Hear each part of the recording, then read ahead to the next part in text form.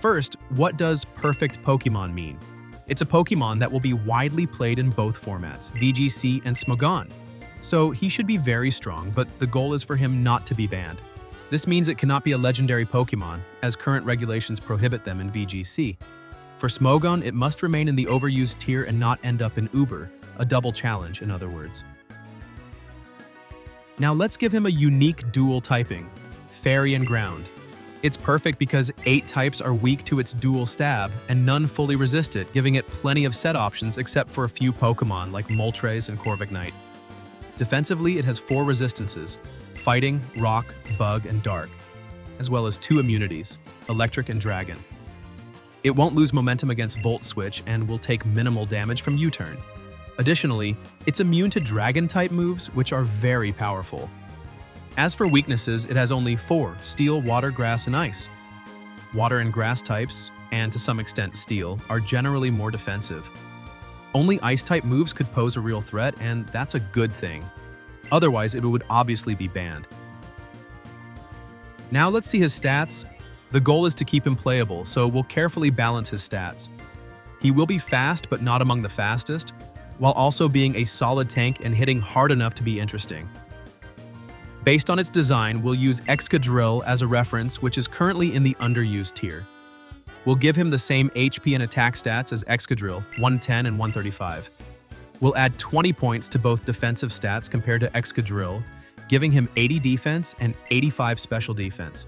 Speed is crucial for offensive Pokemon, so we'll give him a little boost too. If we were to give him 120 speed like Sneasler, he would be just as fast and hit harder. However, since Sneasler is in Smogon's Uber tier, largely because of its signature move, we want to avoid that. Instead, we'll make him just a bit faster than Iron Crown so he can outspeed him and avoid being easily countered. Let's settle on 100 speed. His special attack will remain negligible at 50, the same as Excadrill's. Now, let's give it a brand new ability called Turnabout.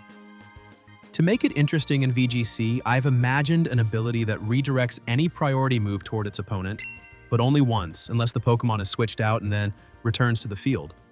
This would help mitigate the overuse of moves like Fake Out from Pokemon such as Incineroar. In singles, it could still be useful to protect against priority moves like Aqua Jet. As a secondary ability, it has Intimidate. Let's also give him a signature move called Blazing Sand. Since he already has 2 great Stab, Play Rough, and Earthquake, we will give him a support move that is viable in both metas. Like Revival Blessing from Palmot, it will have only 1 PP. The user throws Mystical Sand, nullifying the opponent's ability for the entire battle and rendering their held item unusable for the remainder of the fight. It's quite powerful, which is why it has only a single PP. Here's a list of his more interesting moves.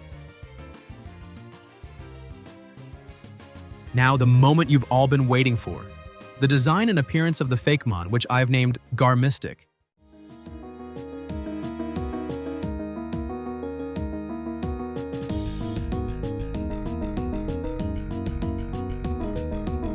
In the forest near the Witch of Greed's sanctuary lives Garmystic, a terrifying wolf created by cursed magic.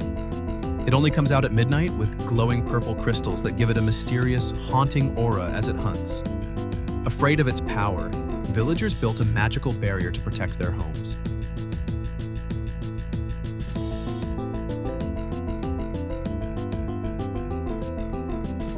What do you think of Garmystic, my Fakemon? Do you think the goal of making it playable and strong was achieved?